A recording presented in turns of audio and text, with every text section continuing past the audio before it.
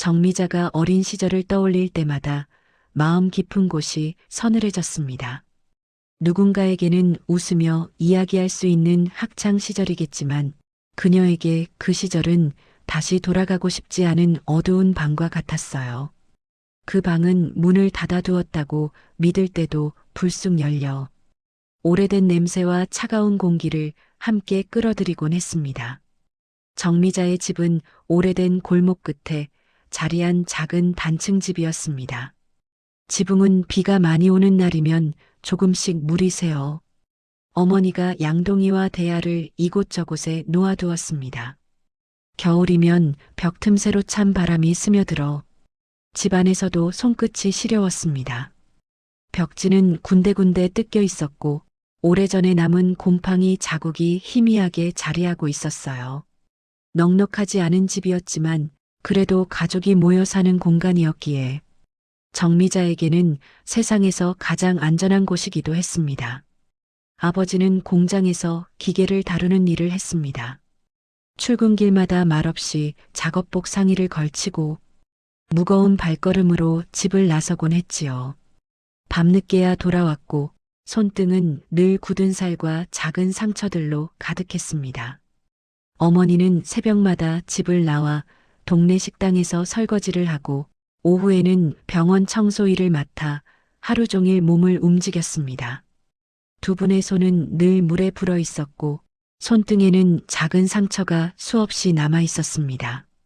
그런 부모님을 보며 자란 정미자는 어릴 때부터 아끼는 법을 자연스럽게 배웠습니다. 교복은 언니가 입던 것을 이어받았고 치마 길이가 조금 어색해도 그냥 입었습니다. 괜찮아. 아직 멀쩡하게 입을 수 있어.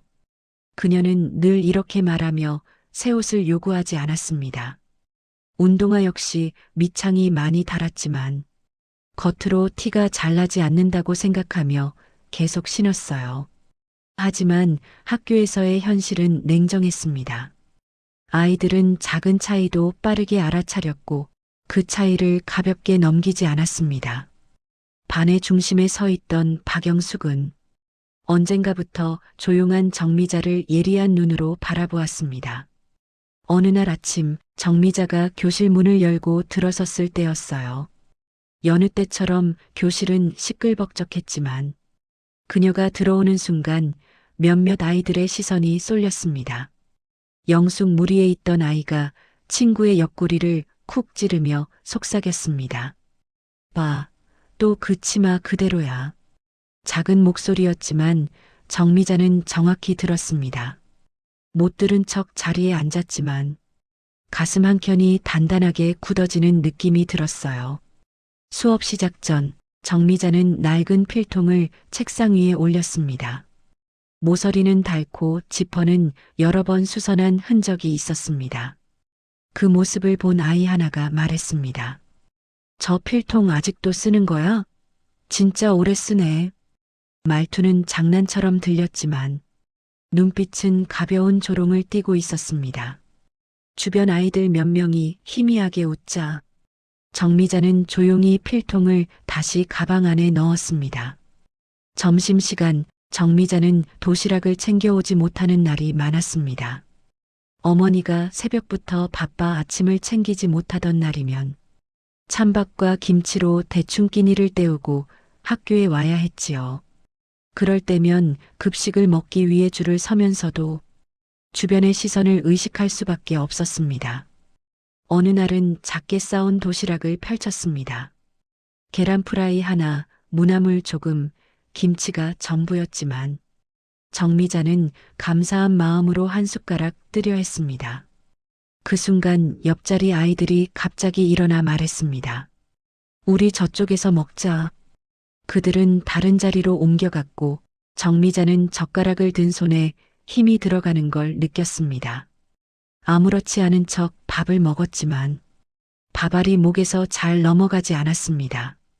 쉬는 시간 정미자가 복도로 나가던 날이었습니다.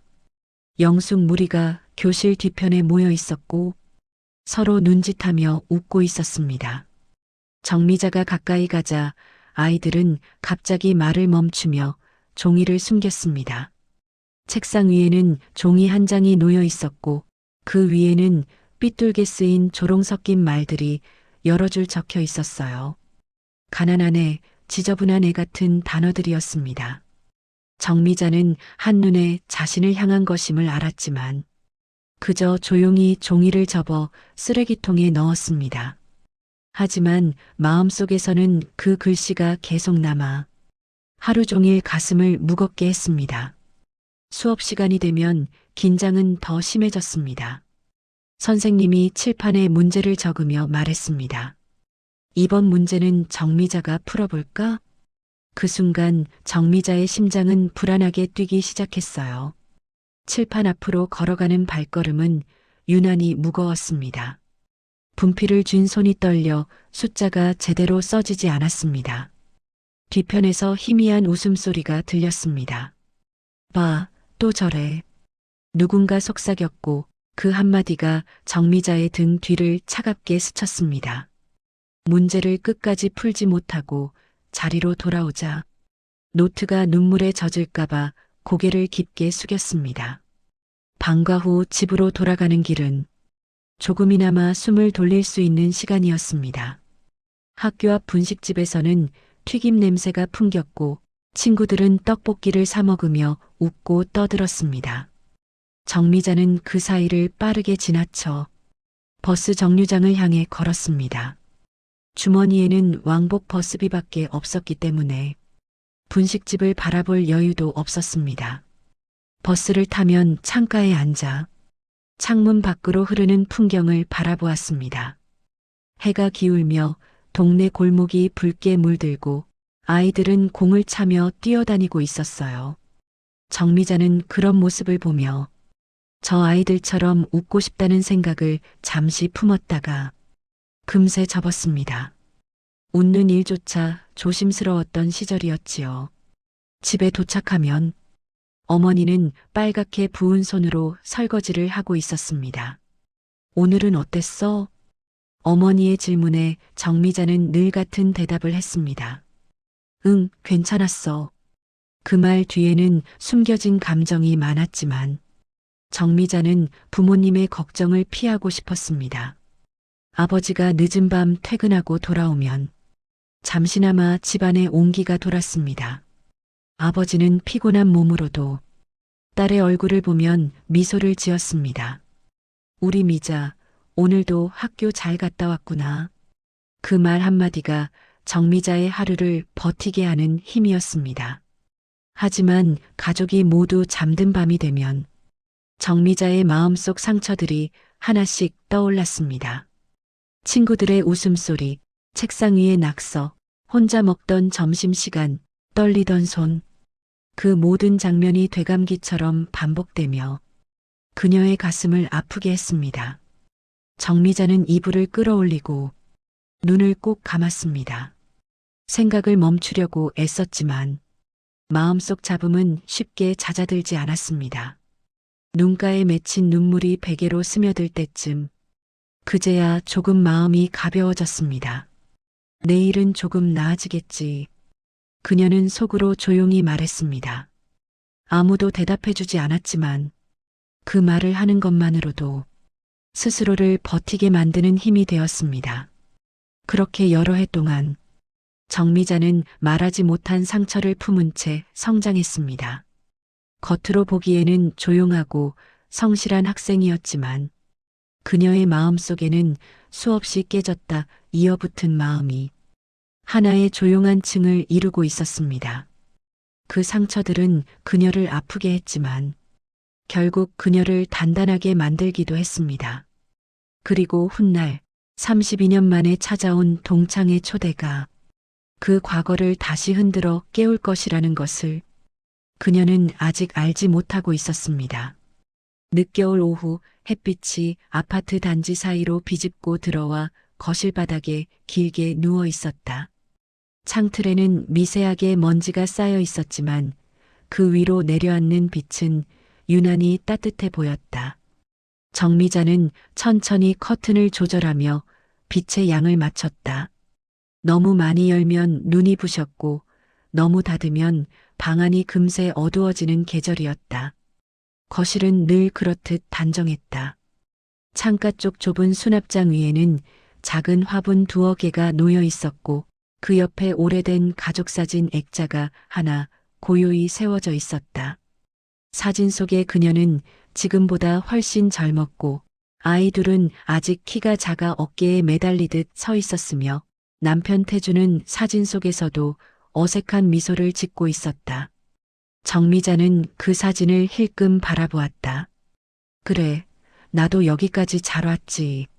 마음속으로 그렇게 한번 중얼거리고는 주전자에서 각 끓인 물을 조심스럽게 찻잔에 부었다. 녹차잎이 천천히 물속에서 풀어지며 향을 퍼뜨렸다. 그녀는 찻잔을 양손으로 감싸 쥐고 식탁 의자에 앉았다. 손바닥에 전해지는 따뜻함이 기분 좋았지만 오늘따라 온기가 쉽게 식는 것만 같았다. 이상하게도 마음 한구석이 처음부터 가벼운 날이 아니었다. 아침에 눈을 떴을 때부터 알 수 없는 긴장이 몸을 감싸고 있었고 그 감정은 시간이 지날수록 약해지기는커녕 더 또렷해졌다. 왜 이렇게 가슴이 두근거리지? 정미자는 자신에게 물었다. 나이가 들면 그럴 수도 있다고, 그냥 날씨 탓이라고, 몸 상태 탓이라고 얼버무려 보았지만 속으로는 어렴풋이 이유를 알고 있었다. 휴대폰은 식탁 위 한쪽에 놓여 있었다. 흰 케이스 옆에는 얇은 줄무늬가 난 컵받침이 붙어 있었다. 정미자는 일부러 휴대폰을 외면하듯 창밖을 바라보며 차를 한 모금 마셨다. 아파트 단지 아래 놀이터에는 아직 아이들이 없었다. 바람이 차가운 계절이라 그런지 그네는 멈춰 서 있었고 미끄럼틀 위에도 아무도 보이지 않았다. 그때였다. 테이블 위에 놓인 휴대폰이 작게 진동하며 화면을 밝혔다. 익숙한 알림음이 울렸지만 오늘은 그 소리가 유난히 크게 들렸다. 정미자는 본능처럼 휴대폰을 바라보았다. 한동안 그녀의 눈길은 화면 위에서 떨어지지 못했다. 알림창 맨 위 한 줄. 박영숙. 그 이름을 보는 순간 정미자의 호흡이 미묘하게 틀어졌다. 가슴 안쪽 어딘가가 움찔하듯 수축했다. 아주 오래전 이미 끝났다고 믿었던 시절이 이름 하나에 의해 다시 불려나온 느낌이었다. 설마. 그녀는 손끝으로 화면을 터치했다. 메시지가 열리는 데에는 몇 초도 걸리지 않았지만 그 몇 초가 유난히 길게 느껴졌다. 화면 안에는 단정하게 만든 이미지 한 장이 있었다. 연한 크림색 배경 위에 동창의 안내라는 글자가 크게 쓰여 있었고 그 아래 날짜와 시간, 장소가 적혀 있었다. 그리고 가장 아래 짧은 한 줄. 32년 만에 동창회 꼭 와줘. 정미자는 숨을 들이켰다. 32년. 입 밖으로 내뱉지는 않았지만 머릿속에서는 그 숫자가 뚜렷한 발음으로 울렸다. 32년 전. 그때의 그녀는 아직 어린 학생이었고 매일 아침 교실 문을 열기 전 심호흡을 여러 번 해야만 버틸 수 있었던 시절이었다. 그 시절의 공기, 복도 바닥의 차가움, 책상 위에 올려져 있던 낙서, 뒤에서 들리던 소곤거림. 모든 것이 한꺼번에 밀려들어왔다. 정미자는 자리에서 몸을 약간 뒤로 기대었다. 식탁 의자의 등받이가 등을 받쳐주었지만 마음까지 받쳐주지는 못했다. 찻잔을 쥔 손에 힘이 빠져 컵이 살짝 떨렸다. 녹차 표면의 물결이 작은 동그라미를 그리며 퍼져나갔다. 32년이라. 그녀는 입속으로 아주 작게 중얼거렸다. 문득 동창회라는 단어와 함께 그 시절의 얼굴들이 떠올랐다. 누군가는 이름조차 희미해졌고 누군가는 선명한 표정과 함께 남아 있었다. 그리고 그중 한가운데에는 언제나 박영숙이 있었다. 왜 하필 영숙이가? 정미자는 메시지 상단에 보낸 사람 이름을 다시 한번 확인했다. 맞네. 박영숙. 결혼을 해서 성이 바뀌었을지도 모를 이름. 그럼에도 여전히 같은 이름으로 나타난 그것이 묘하게 소름이 돋을 만큼 생생하게 느껴졌다. 거실은 조용했다. 설거지 소리도, TV 소리도, 아무런 생활 소음도 없는 시간이었다. 그 고요함 속에서 문자 하나가 던진 파장은 더 크게 느껴졌다. 그때 부엌 쪽에서 작은 인기척이 들렸다.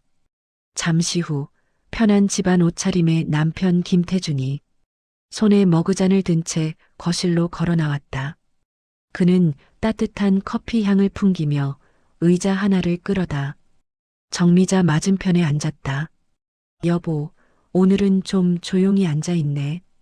태준이 부드럽게 말했다. 정미자는 바로 대답하지 못하고 휴대폰 화면만 바라보았다. 잠시 침묵이 흘렀다. 무슨 일 있어요? 이번엔 조금 더 낮은 목소리였다. 정미자는 마침내 휴대폰을 들어 남편 쪽으로 화면을 돌렸다. 태주는 눈을 가늘게 뜨고 화면을 들여다보았다. 그리고 금세 이해한 듯한 표정으로 고개를 끄덕였다. 아, 동창회. 그의 목소리는 길게 이어지지 않았지만 이미 여러 감정을 담고 있었다. 정미자는 힘없이 웃는 듯한 표정을 지었다. 32년 만에래. 그때 그 반 애들 다 모인대. 태주는 휴대폰을 다시 테이블 위에 내려놓으며 말했다. 그래요? 연락이 올 줄은 생각 못했겠네. 응. 솔직히 한 번도 생각 안 했어. 정미자는 천천히 말을 이었다. 그냥 나하고는 상관없는 사람들이다. 그렇게 생각하고 살았거든. 그녀는 손가락으로 테이블 표면을 가볍게 긁으며 생각을 정리하려 했다. 머릿속에서는 여러 장면이 빠르게 스쳐 지나갔다. 복도 끝에서 보이던 곱지 않은 시선, 자리를 피하던 아이들, 책상 위의 쪽지, 쉬는 시간마다 일부러 들리지 않는 척했던 농담 같은 말들. 남편 태주는 그 모든 장면을 직접 본 것은 아니었지만 오랜 시간 아내 곁에 있으면서 그녀가 어린 시절 얼마나 힘들게 버텨왔는지 생각보다 더 많이 느끼고 있었다. 여보, 태준이 천천히 말을 꺼냈다. 안 가도 괜찮아요. 정미자는 고개를 들어 남편을 바라보았다. 그의 얼굴에는 강요도, 섭섭함도, 궁금증도 없었다. 오직 배려만이 있었다. 정말 안 가도 돼? 그녀의 목소리는 생각보다 더 작게 나왔다. 그럼요. 태준이 당연하다는 듯 고개를 끄덕였다. 32년 동안 한 번도 보지 않았던 사람들이잖아요. 지금까지도 충분히 잘 살고 있었는데 굳이 그 사람들을 만나러 가야 할 이유는 사실 없어요. 그 말은 현실적인 조언이었지만 그 안에는 아내의 상처를 다시 건드리고 싶지 않은 남편의 진심도 담겨 있었다. 하지만 정미자의 마음은 간단하게 움직이지 않았다. 그녀는 깊게 숨을 들이켰다. 근데 말이야. 그녀가 낮게 속삭였다. 나 가끔은 그런 생각도 했어. 내가 너무 도망만 치고 사는 건 아닐까? 하는 거. 도망이라니요. 태준이 조용히 되물었다. 응. 물론 그 사람들하고 억지로 잘 지낼 필요는 없지. 근데 어떤 날은 그런 생각이 들어. 내가 아직도 그때의 나에 묶여 있는 건 아닐까? 내가 그 애들 생각만 하면 이렇게 마음이 흔들리는 것도 어떻게 보면 아직도 내가 그 시절을 못 넘긴 것 같기도 하고. 태주는 잠시 말을 멈췄다. 그리고 시선을 거실 구석, 오래된 책장이 있는 쪽으로 돌렸다가 다시 아내를 바라보았다. 솔직히 말해도 돼요? 정미자는 고개를 끄덕였다. 여보는 도망친 게 아니에요. 태준이 천천히 말을 이었다. 그냥 살아온 거죠. 그리고 잘 살아온 거고요. 여보가 그 시절을 떠올리면서도 지금 이렇게 하루하루 살아가고 있는 것만 해도 나는 대단한 일이라고 생각해요. 그 말은 가볍지 않았다. 정미자는 그 말을 가슴 안쪽에서 몇 번이나 되뇌었다. 대단한 일. 그녀의 눈가가 살짝 뜨거워졌다. 근데 태준이 부드럽게 말을 이었다. 만약에 여보가 이번에는 피하지 않고 한번 가보자. 그렇게 마음이 간다면 그건 그것대로 나는 응원해 줄 수 있어요. 정미자는 살짝 눈을 찡그렸다. 감정을 추스르기 위해서였다. 나 여보 앞에서는 늘 강한 척했지? 아니요. 태준이 웃으며 고개를 저었다. 나한텐 되게 솔직했어요. 힘든 날은 힘들다고 했고, 속상한 날은 속상하다고 했어요. 그게 얼마나 고마운 줄 알아요? 정미자는 남편의 말을 듣고 조금은 마음이 놓이는 듯 깊은 숨을 내쉬었다. 휴대폰은 여전히 식탁 위에 있었다. 화면은 꺼졌지만 그 안에 저장된 메시지는 여전히 그녀를 기다리고 있었다. 정미자는 한참 동안 아무 말 없이 앉아 있다가 결국 손을 뻗어 휴대폰을 다시 집어들었다. 손가락 끝이 살짝 떨렸다. 여보, 그녀가 조용히 말했다. 나 한번 가볼까? 태주는 미소를 지었다. 그래요. 가기 싫은데 억지로 가는 것도 아니고 가고 싶은 마음이 조금이라도 있다면 그 마음 따라가 보는 것도 괜찮아요. 근데 막상 또 누르려니까 겁나네. 정미자는 웃는 듯 하면서도 진지했다. 그럼 이렇게 생각해요. 태준이 제안하듯 말했다. 지금의 여보가 그때의 여보를 데리고 한번 그 자리에 가보는 거라고. 그때의 여보 혼자 가는 게 아니고. 그 말은 정미자의 마음에 깊게 들어왔다. 지금의 내가 그때의 나를 데리고 간다. 그렇게 생각하니 조금은 덜 무서운 것 같았다. 정미자는 길게 숨을 내쉬었다. 그리고 손가락을 화면으로 가져갔다. 참석이라는 작은 버튼이 눈에 들어왔다. 버튼 하나일 뿐인데 마치 두꺼운 문 손잡이를 쥐는 듯한 느낌이었다. 정미야, 할 수 있어. 그녀는 마음속으로 스스로에게 말했다. 그리고 마침내 버튼을 눌렀다. 작은 진동과 함께 참석 표시가 완료되었다. 그 순간 정미자의 가슴 안쪽에서 무언가가 덜컥하고 움직였다. 32년 동안 닫혀있던 서랍 하나를 조심스럽게 여는 느낌이었다. 태준이 조용히 박수를 한번 쳤다. 크게 치지 않고 그냥 손바닥을 가볍게 맞부딪히는 제스처였다. 우리 여보, 진짜 용기 냈네. 정미자는 쑥스러운 듯 웃었다. 용기라고 할 것까지야. 아니요, 용기 맞아요. 태준이 단호하게 말했다. 누구에게는 별거 아닐 수 있지만 여보에겐 오늘 이 선택이 정말 큰 한 걸음이잖아요. 그 말에 정미자는 더 이상 대꾸하지 못하고 그저 고개를 숙이며 살짝 웃었다. 눈가에는 눈물이 맺힐 듯 말 듯 애매한 빛이 돌고 있었다. 그녀는 창밖을 바라봤다. 노을은 조금 더 내려와 하늘 한쪽을 붉게 물들이고 있었다. 단지 안의 나무가지 사이로 햇빛이 부서지며 반짝였다. 그래, 한번 가보자. 정미자는 조용히 다짐했다. 32년 동안 붙잡고 있던 과거의 상처와 그 시절의 나를 이제는 조금 다르게 바라볼 수 있기를 바라면서 그리고 그 동창회에서 어떤 일이 벌어지든 적어도 이번에는 도망치지 않고 끝까지 보고 오리라는 결심도 함께 굳어지고 있었다.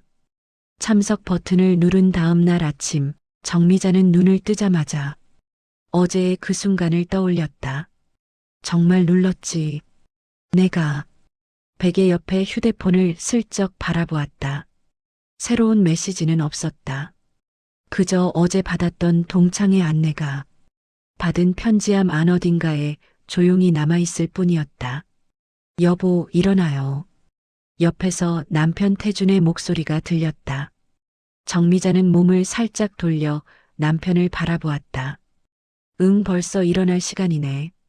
그녀는 이불을 걷고 일어나면서도 머릿속에서 숫자 하나를 떨쳐내지 못했다.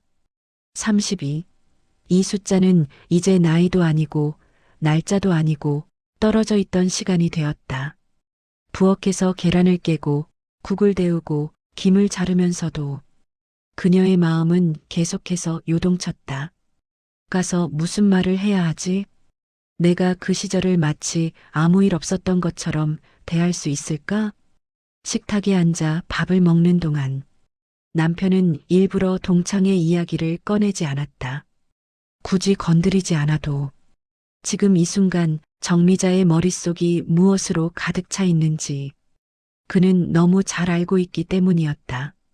그렇지만 식사를 마치고 태준이 출근 준비를 하던 도중 그가 먼저 조심스럽게 입을 열었다. 여보, 오늘 하루는 그냥 평소대로 지내봐요. 생각이 자꾸 거기로만 가면 더 힘들잖아요. 정미자는 웃듯이 답답해하듯이 말했다. 말처럼 쉽지가 않네. 그래도 노력은 해볼게. 태주는 외투를 집어들며 말했다. 힘들면 중간에 나한테 전화해요. 그 말은 별것 아닌 일상적인 한마디였지만 그 속에는 오늘도 내가 당신 편이다. 라는 뜻이 담겨 있었다. 문이 닫히고 혼자 남은 거실. TV를 켜놓았지만 소리는 머릿속에 들어오지 않았다. 홈쇼핑 진행자의 밝은 목소리, 예능 프로그램의 웃음소리, 드라마 재방송의 BGM까지 모두 먼 소리처럼 들렸다. 정미자는 결국 TV를 끄고 조용한 방 안에 앉아 차 한 잔을 다시 우렸다. 찻잔 위로 올라오는 김을 바라보며 속으로 말했다. 정미야, 너무 겁먹지 말자. 그래도 여기까지 잘 왔잖아. 그 말에 스스로 고개도 끄덕여 보았지만 가슴 깊숙한 곳에는 여전히 두려움이 작은 덩어리처럼 남아 있었다. 둘째 날 오후 정미자는 남편과 함께 장을 보러 나갔다. 집 근처 마트까지 가는 길 버스 정류장 근처에서 문득 오래전 자신의 집이 있던 동네를 떠올렸다. 가파른 언덕, 낡은 슬레이트 지붕, 빨래가 가득 걸린 줄, 비가 오면 미끄러웠던 골목길. 그 길을 매일 내려와 학교로 향하던 어린 시절의 자신이 눈앞에 겹쳐 보였다. 마트에서 물건을 고르던 중 태준이 물었다. 여보, 오늘은 뭐 먹고 싶어요? 정미자는 잠깐 멍하니 서 있다가 정신을 차리고 대답했다. 그냥 따뜻한 국 있으면 좋겠네. 나 오늘따라 옛날 생각이 많이 나서 그런가. 몸이 조금 허해지는 느낌이야. 태주는 장바구니를 들고 국거리 코너로 향했다. 무, 대파, 소고기를 차례대로 담으며 말했다. 그럼 오늘은 소고기 무국 끓여요. 여보가 어릴 때 자주 먹었다던 그거. 정미자는 순간 눈을 크게 떴다. 그 얘기 기억하고 있었어? 그럼요. 여보가 옛날에 그랬잖아요. 집이 힘들어도 어머니가 소고기 무국 한 번 끓이면 그날은 세상 부자로 느껴졌다고. 정미자의 가슴 한쪽이 찌르르 했다. 그 기억은 따뜻함과 동시에 서늘함도 함께 담고 있는 기억이었다. 소고기 무국을 먹던 날 어머니의 얼굴에는 언제나 알 수 없는 미안함이 떠 있었기 때문이다. 응, 그런 날이 있었지. 정미자는 살짝 미소를 지었다. 그래, 오늘은 옛날 생각하면서 소고기 무국 끓여보자. 집으로 돌아오는 길, 버스 창밖 풍경이 천천히 흘러갔다. 정미자는 창밖을 바라보며 자신도 모르게 과거의 동네와 지금의 아파트 단지를 비교했다. 그때는 지붕이 낮았고 골목이 좁았고 집마다 사는 사정이 얼굴에 다 드러났었지. 반면 지금의 아파트 단지는 모든 문이 같은 모양으로 닫혀 있었고 집안 사정은 쉽게 알 수 없었다. 사람들의 형편이 좋아져서라기보다는 각자의 이야기를 더 깊이 숨기게 된 시대 같았다. 조금 쓸쓸했지만 한편으로는 그런 세상이 다행이기도 했다. 어릴 적의 자신처럼 가난이 얼굴에, 옷에, 가방에 그대로 찍혀서 남들 눈에 쉽게 드러나는 일은 조금 줄어든 것 같았으니까. 동창회까지 이틀 남은 날 저녁, 정미자는 부엌에서 설거지를 하고 있었다. 거품이 묻은 접시를 헹구다 보니 자꾸만 손이 미끄러졌다. 또 그 얼굴들을 보면 나는 어떤 표정을 짓게 될까? 반가운 척?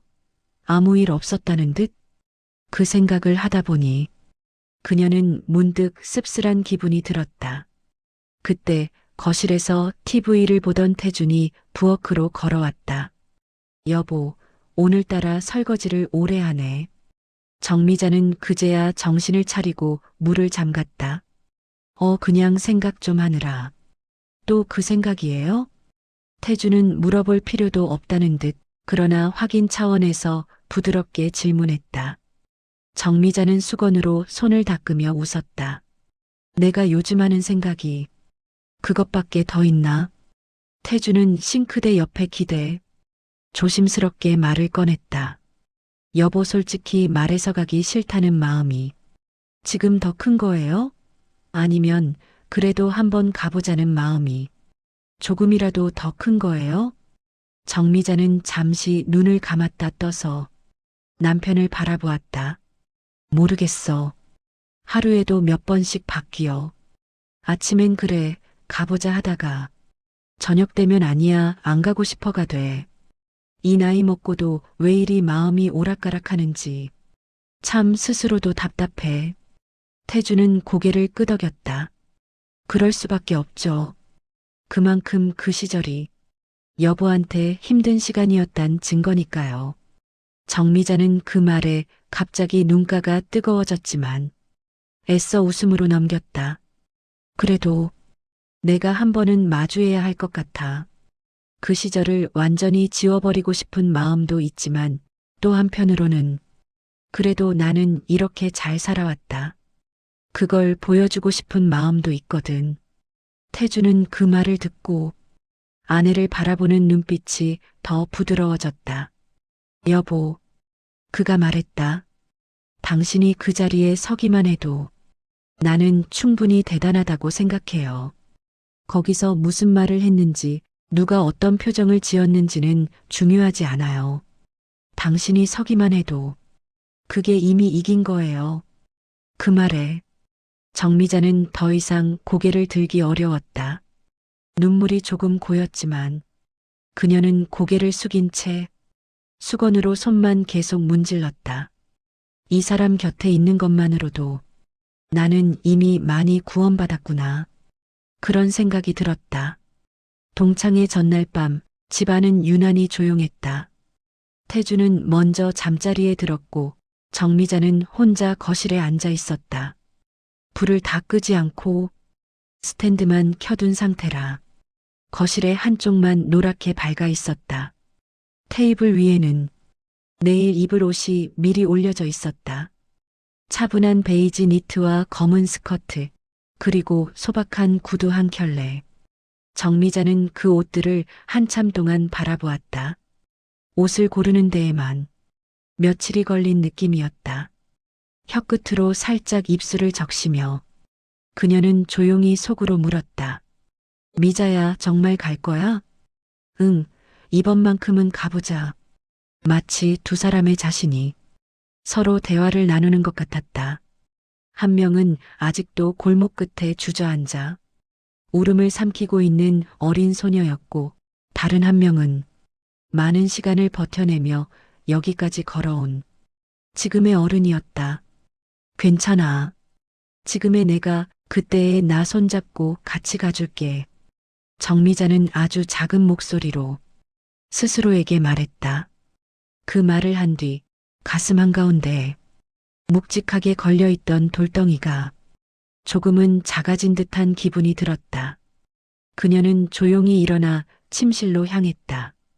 침대 옆에 누운 태주는 이미 얕은 잠에 빠져 있는 듯 보였다. 그의 규칙적인 숨소리가 방 안을 채웠다.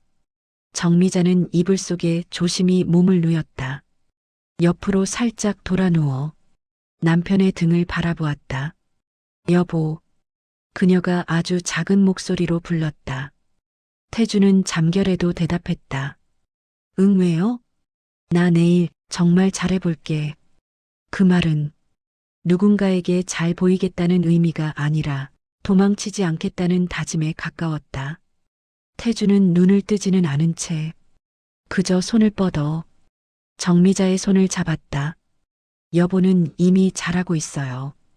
그 한마디에 정미자의 눈가에 조용히 눈물이 맺혔다. 하지만 울음소리는 내지 않고 그저 남편의 손을 꼭 잡은 채 눈을 감았다. 그 밤 오랜만에 정미자는 과거의 골목 대신 지금의 아파트 계단을 꿈에서 보았다. 같은 계단을 오르내리는 자신의 발걸음이 묵묵히 그러나 확실하게 위로 향하고 있었다. 아직 창밖이 완전히 밝아지기 전 새벽과 아침 사이에 파란빛이 머물러 있는 시간. 정미자는 눈을 떴다.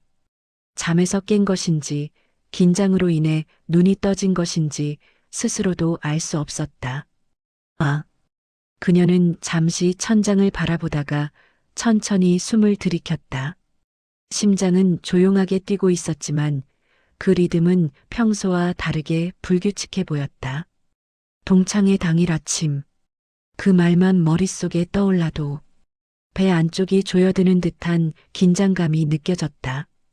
옆에서 자고 있는 남편 태주는 평소처럼 고른 숨결을 내쉬고 있었다. 정미자는 그의 얼굴을 조용히 바라보았다.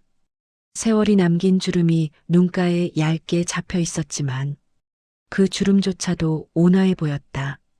이 사람은 내 인생에서 가장 따뜻한 존재야.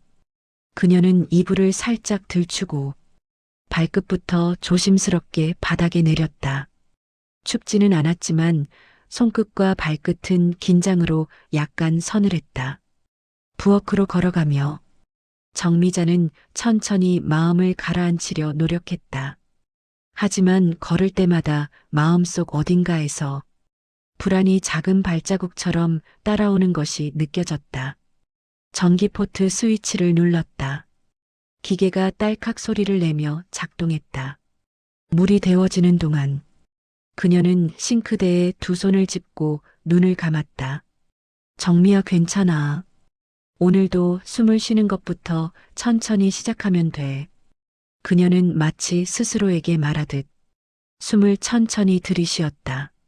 아무도 없는 부엌에서 자기 자신의 목소리를 듣는 것만으로도 조금은 안정되는 듯한 느낌이 들었다. 곧 커피 향이 공기 속에 퍼졌다. 따뜻하고 익숙한 향이었다. 정미자는 잔을 들고 식탁에 앉아 창가를 바라보았다. 아파트 단지 밖은 아직도 조용했다.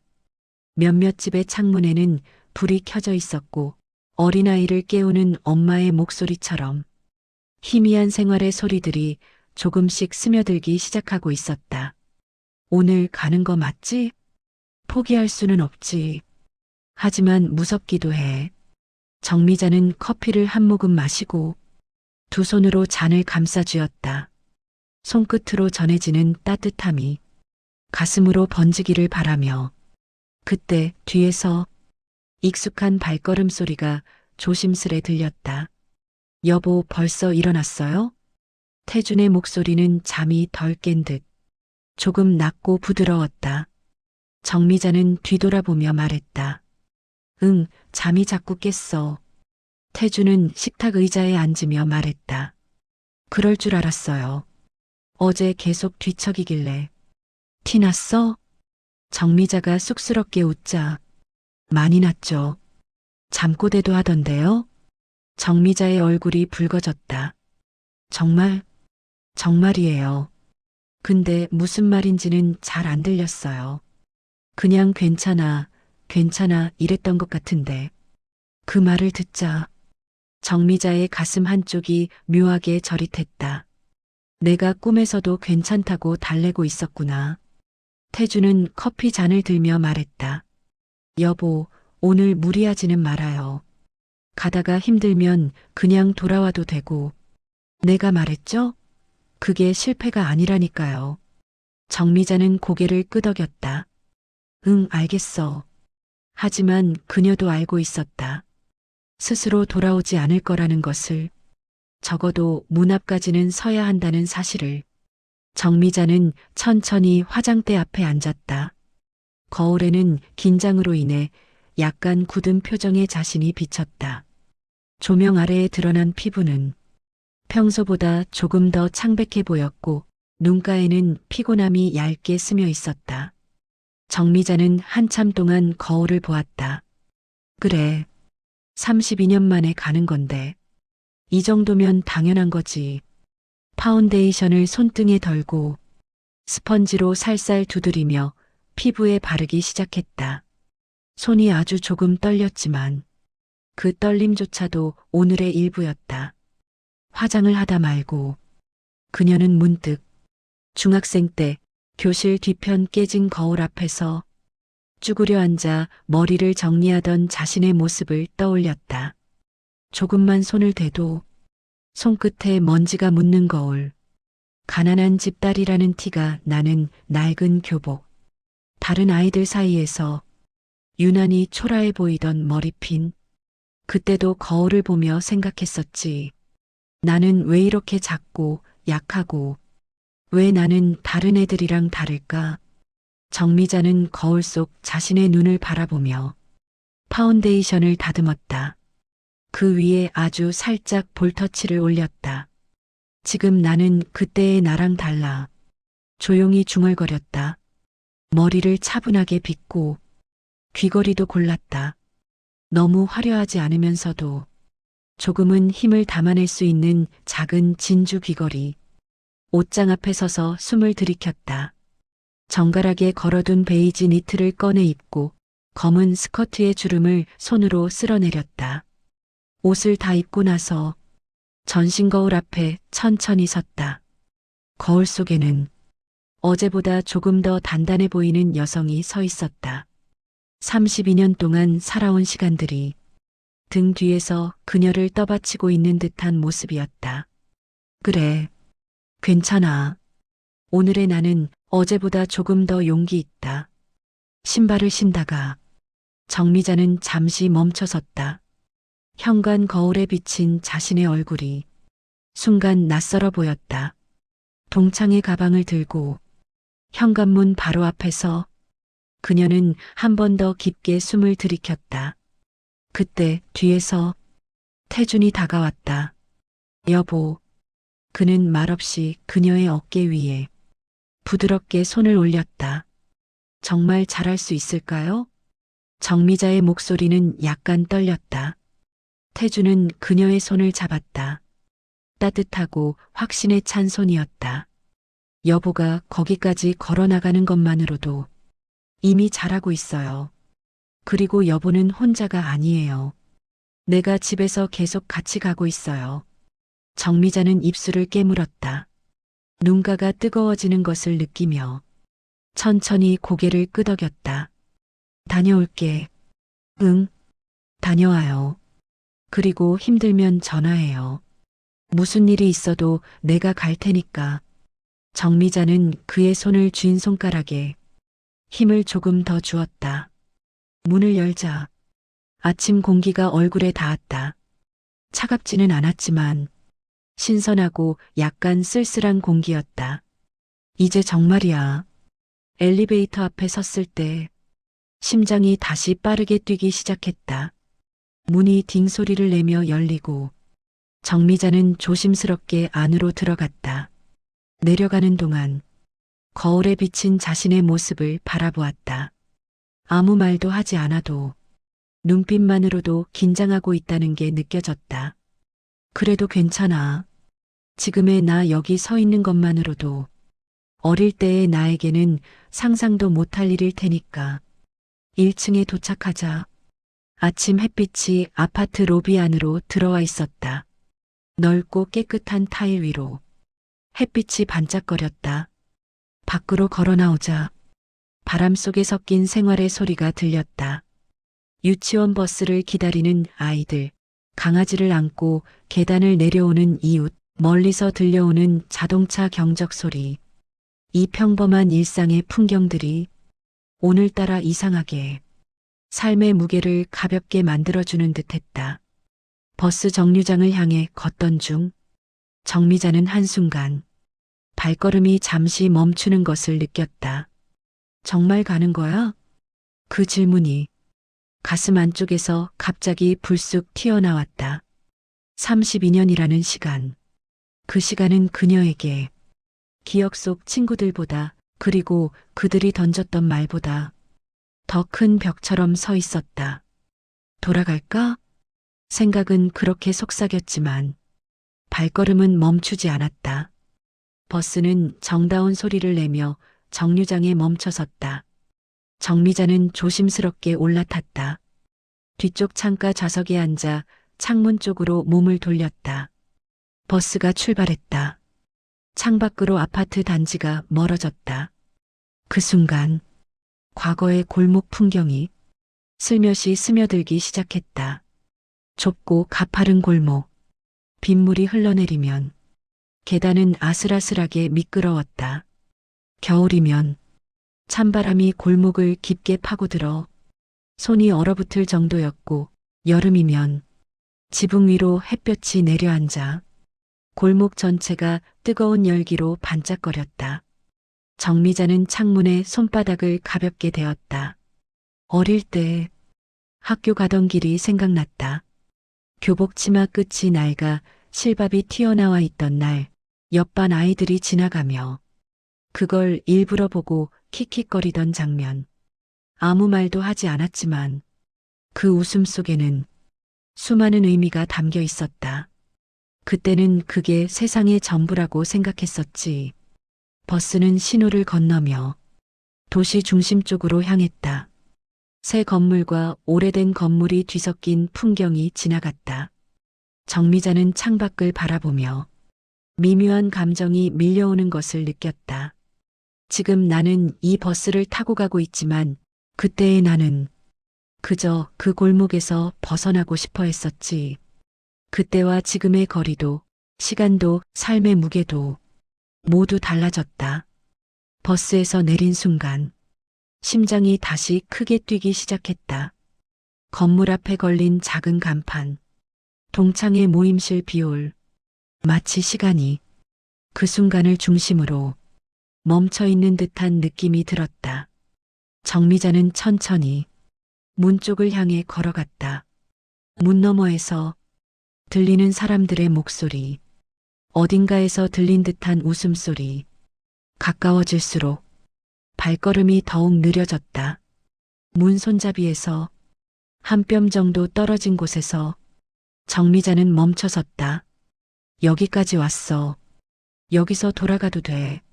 아무도 뭐라고 하지 않아. 하지만 동시에 또 다른 목소리가 들렸다. 여기서 들어가도 돼.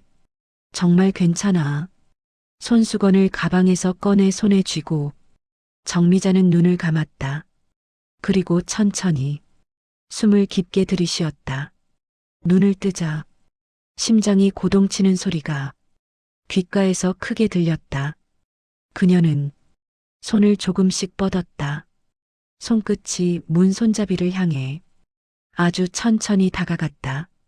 바로 그때 안에서 누군가가 말했다. 누구 오나 보다. 순간 정미자의 심장이 크게 울렸다. 그리고 그녀는 손잡이를 감싸쥐고 조용히 아주 천천히 문을 열기 시작했다. 문 앞에 도착했을 때 정미자는 심장이 천천히 그러나 무겁게 뛰는 것을 느꼈다. 32년이라는 숫자가 얼마나 긴 시간인지, 이 문 안에서 마주하게 될 얼굴들이 얼마나 오랫동안 그녀의 기억 속에 자리 잡고 있었는지 그녀는 누구보다 잘 알고 있었다. 문손잡이를 잡은 손이 떨렸다. 괜찮아, 할 수 있어. 스스로에게 중얼거렸다. 그러나 속으로는 숨이 잘 들어오지 않았다. 아침에 집에서 나오기 전 남편 태주는 그녀의 손을 잡고 말했다. 여보, 긴장될 거 알아요. 그래도 너무 걱정하지 말아요. 나 여기서 기다릴게. 그 말은 든든했지만 정미자는 끝내 혼자 다녀올게요. 라고 말했던 터였다. 과거를 마주하는 순간만큼은 혼자 서보고 싶었기 때문이다. 그녀는 마지막으로 심호흡을 하고 문을 천천히 밀었다. 문이 탁 하고 열리는 순간 실내에서 사람들의 말소리, 음악 소리, 컵이 부딪히는 소리가 한꺼번에 쏟아져 나왔다. 시간이 한순간에 30년 전으로 돌아가는 듯한 착각이 들었다. 그때 누군가가 그녀를 먼저 발견했다. 미자 아니야? 모든 시선이 일제히 그녀에게 쏠렸다. 그리고 그 순간 그들의 얼굴에는 반가움보다 다른 감정이 먼저 스쳤다. 놀람? 아니면 미묘한 평가? 정미자는 어색하게 미소를 지었다. 안녕. 오랜만이야. 가장 먼저 다가온 사람은 학창 시절부터 말 많고 센 척하던 아이 오미정이었다. 32년이 지났어도 한눈에 알아볼 만큼 인상이 그대로였다. 또렷한 화장, 과하게 꾸민 헤어, 어디서든 중심에 서고 싶어하는 태도까지. 미정이 입꼬리를 올리며 말했다. 아이고, 미자가 웬일이야? 너 동창회 이런데 아예 안 나오는 애 아니었어? 말투는 웃고 있었지만 말끝에는 분명 내가 여기 왜 왔냐는 뉘앙스가 담겨 있었다. 정미자는 애써 태어난 척 말했다. 그러게. 그냥 나도 한번 와보고 싶어서. 그러자 옆에서 다른 동창 하나가 속닥이며 말했다. 근데 진짜 나왔네. 난 안 올 줄 알았는데. 그러게. 옛날에 좀 조용하던 애였잖아. 조용? 그 말이 의미하는 건 단순히 성격이 아니었다. 가난해서 말할 친구가 없어서 가끔은 자신이 눈에 띄지 않기 위해 일부러 숨죽여 지냈던 시절까지 포함된 말이었다. 정미자는 미소를 유지했지만 내면에서는 오래된 상처가 다시 살짝 쑤셨다. 자리 있어. 이리 와서 앉아. 뒤쪽에서 누군가 불렀다. 정미자는 사람들 사이를 지나 걸어나갔다. 여러 시선이 그녀를 훑어보는 것이 느껴졌다. 옷은 좀 신경 쓰고 왔네. 그러게. 예전엔 교복도 제대로 못 챙겨 입고 다녔는데 지금은 깔끔하네. 근데 표정은 그때 그대로다. 조용한 말들이었지만 정미자 귀에는 너무 선명했다. 그녀는 평온한 척 자리에 앉았다. 바로 앞에는 학창 시절 그녀를 가장 많이 놀렸던 아이 최연이가 앉아 있었다. 연희는 여전히 날카로운 눈매를 가지고 있었고 그 특유의 빈정거리는 미소도 변함없었다. 미자야, 정말 오랜만이다. 연희가 일부러 한 박자씩 뛰어 말하듯 말했다. 어떻게 지냈어? 뭐 많이 힘들었다면서? 정미자의 손이 아주 살짝 굳었다. 그녀는 천천히 답했다. 힘들긴 했지. 누구나 그렇잖아. 그렇긴 하지. 연희는 의미 모를 미소를 띄었다. 근데 너는 좀 남들보다 더 힘들었잖아. 아, 미안, 내가 또 괜한 말했네. 사과 같지도 않은 사과. 그 말투, 예전과 똑같았다. 정미자는 아무 말도 하지 않았다. 그때 다른 동창이 물었다. 미자야, 지금 뭐해? 일은 해? 결혼은? 정미자가 입을 열기 전 연희가 먼저 말을 끊었다. 에이, 뭐 그런 것까지 물어봐. 힘들게 살아온 애한테. 정미자의 눈썹이 아주 조금 떨렸다. 연희는 마치 이 자리가 자기 무대인 것처럼 계속 떠들어댔다. 근데 말이야, 우리 다들 요즘 뭐 타고 다니는지 얘기하다가. 아, 맞다. 미자는 운전해? 아니면 그냥 버스 타고 왔어? 비웃음이 섞인 말투였다. 주변에서 피식피식 웃는 소리가 들렸다. 그중 누군가는 속삭였다. 야, 설마 아직도 대중교통으로 다니는 건 아니겠지? 모르지 뭐. 옛날 생각하면 그럴 법도 하지. 그래도 옷은 괜찮게 입고 왔네. 어디서 협찬 받았나? 정미자는 아무 말도 하지 않았지만 들려오는 말들이 한마디 한마디 가슴에 박혔다. 그녀는 종이컵을 들었다가 떨리는 손에 미세하게 흔들리는 물결을 스스로 목격했다. 아, 아직도 이 사람들 앞에서는 나는 여전히 그때의 애구나. 그 순간 정미자는 마음 깊은 곳에서 작은 긴장이 아니라 완전히 잊었다고 생각했던 수치심이 올랐다. 연희가 다시 입을 열었다. 근데 진짜 너는 어떻게 살았어? 애는 있지? 남편은 뭐 하시는 분이고? 말투는 가볍지만 목표는 선명했다. 평가, 비교, 확인, 우위에 서고 싶어 하는 마음. 정미자는 잠시 멈칫했다. 응, 결혼했고 남편은. 아, 됐어. 연희가 손을 휘저었다. 어차피 다 비슷하지 뭐. 근데 얼굴 보니까 그래도 잘 산 것 같네. 옛날보다는. 뒤이어 다른 사람이 말했다. 아니야. 솔직히 옛날엔 많이 그랬잖아. 맞아. 집도 힘들고 옷도 항상 똑같고. 그래도 지금은 좀 말과 시선 사이로 은근한 깔봄이 흐르고 있었다. 정미자는 종이컵을 내려놓았다. 손끝이 차갑게 굳어 있었다.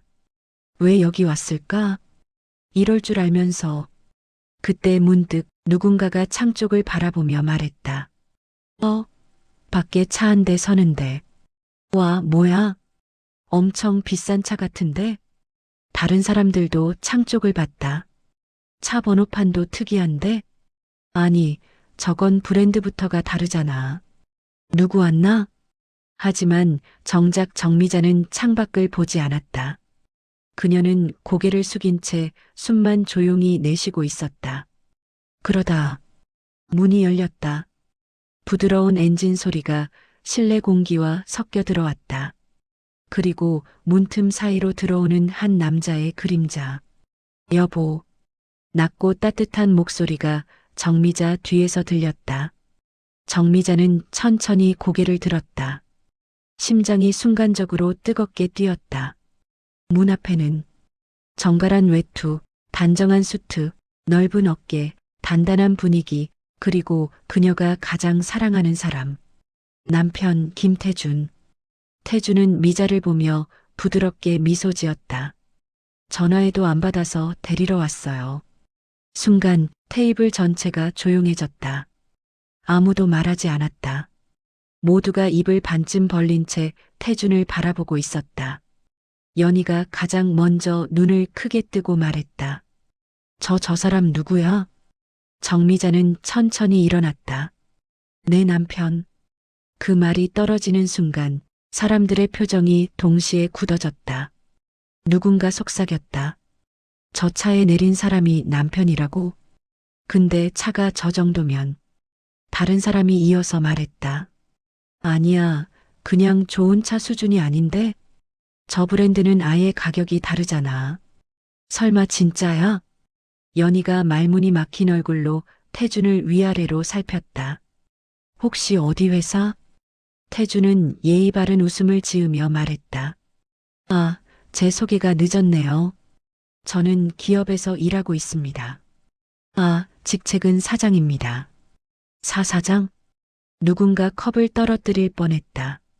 연희의 입가에서는 두 단어만 억지로 흘러나왔다. 미자 남편이 사장님? 태주는 아무렇지 않게 말했다. 여보, 혹시 불편하지는 않았어요? 정미자는 아주 작은 미소를 지었다. 조금. 그 말에 태준이 조용히 정미자의 손을 감싸쥐었다. 그 따뜻한 손길 하나가 32년의 상처를 덮어주는 것만 같았다. 그 순간 정미자는 비로소 깨달았다. 그래. 이제는 과거에 무너지지 않겠다. 무시를 해도 좋다. 비웃어도 좋다. 나는 더 이상 가난했던 과거의 그 아이가 아니다. 그리고 동창들의 얼어붙은 얼굴을 보며 작게 미소 지었다. 반전은 이미 시작된 것이었다. 남편 태준이 들어왔을 때 동창회장은 순간 얼어붙었다. 입을 막는 사람, 눈을 크게 뜨는 사람, 서로 쿡쿡 찌르는 사람 올 조용했다. 하지만 그 정적을 가장 견디지 못한 건 연이었다. 그녀는 갑자기 컵을 만지작거리며 억지 미소를 띠더니 바로 태준에게 다가왔다. 아, 남편분이세요? 목소리는 떨렸지만 체면을 지키려는 듯 끝을 억지로 올렸다. 태준이 예의 있게 고개를 끄덕였다. 안녕하세요. 연희는 그 말 한마디에도 긴장한 듯 턱을 한번 삼키고는 갑자기 불필요한 친절을 꺼냈다.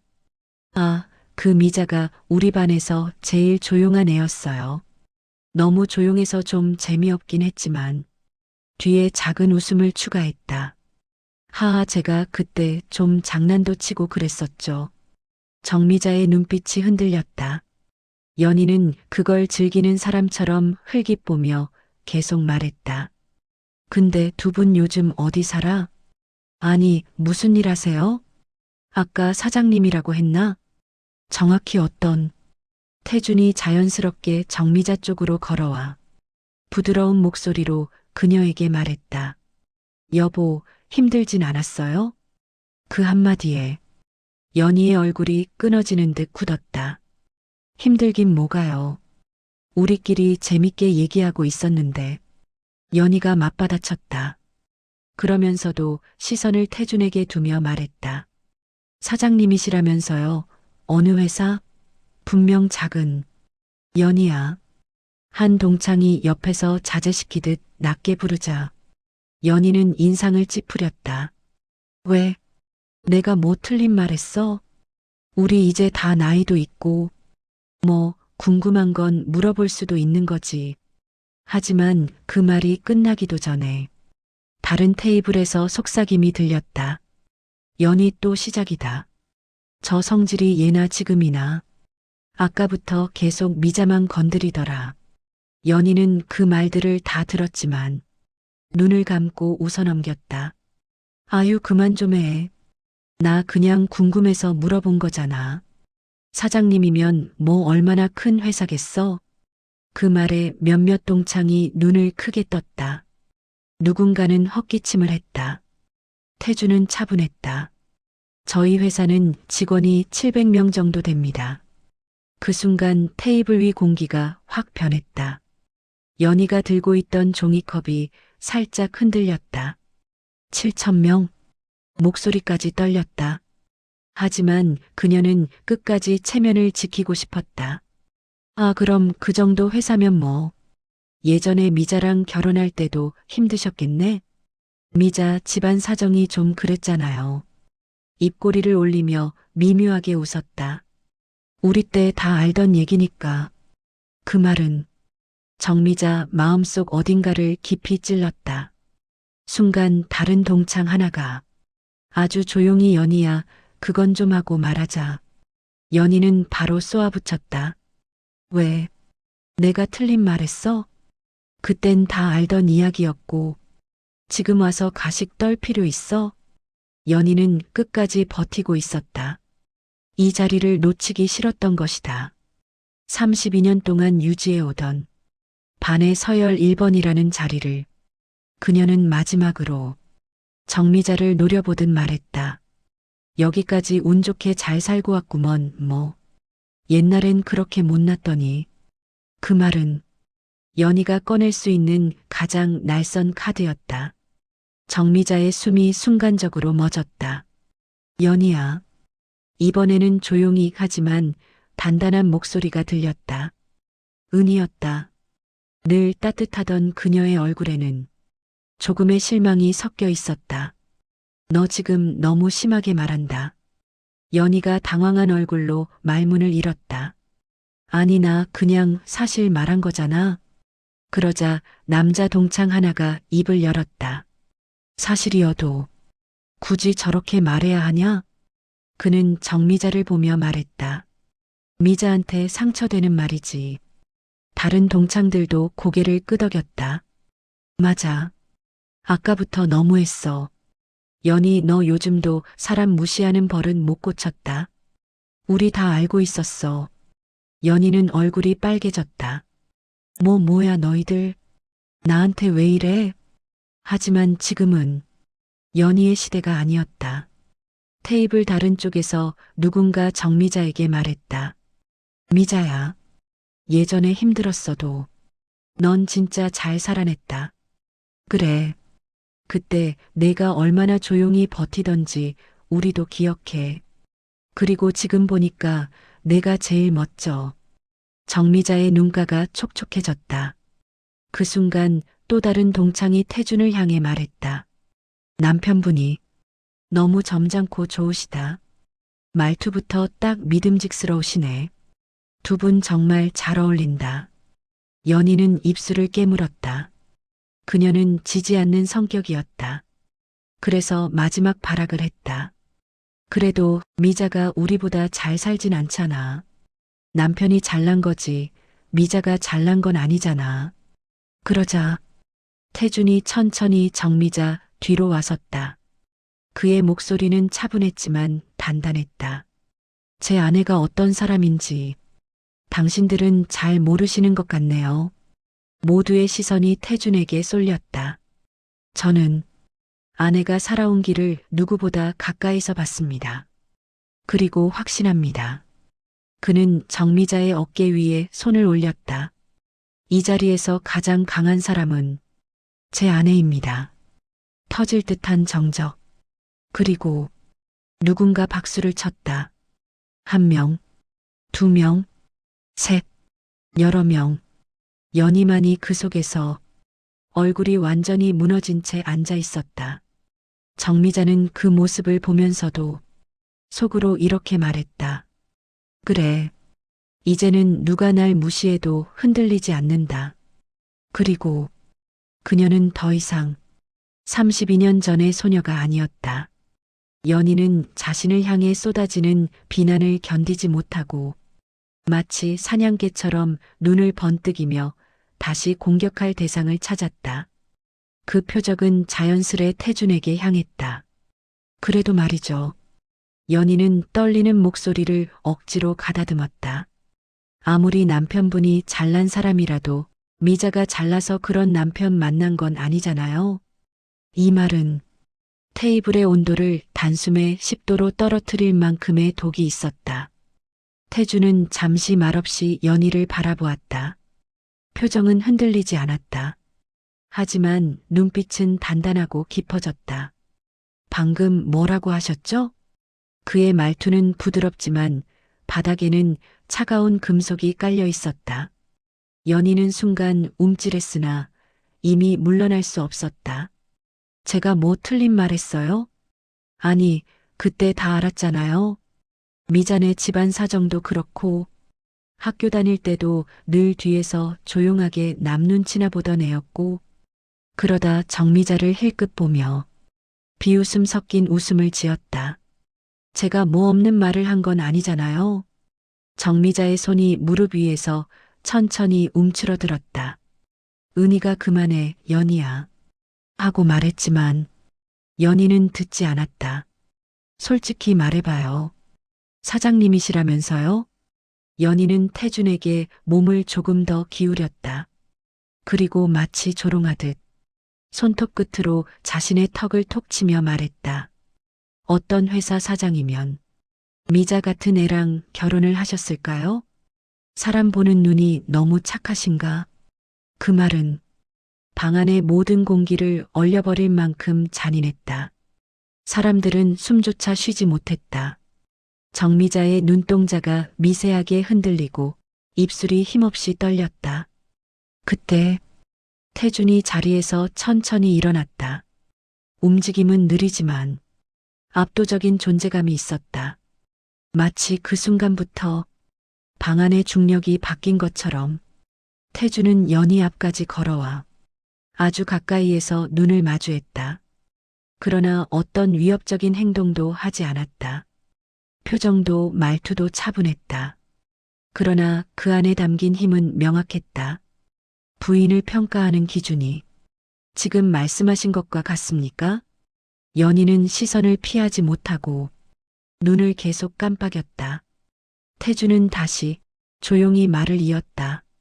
사람의 가치는 어린 시절 사정으로 판단할 수 있는 게 아닙니다. 가난했을 수 있습니다. 힘들었을 수도 있지요. 그는 아주 가볍게 고개를 숙여 정미자 쪽을 한번 바라보았다. 하지만 그런 환경을 뚫고 나와 스스로 걸어온 사람의 가치는 당신이 생각하는 것보다 훨씬 높습니다. 연희의 목젖이 크게 움직였다.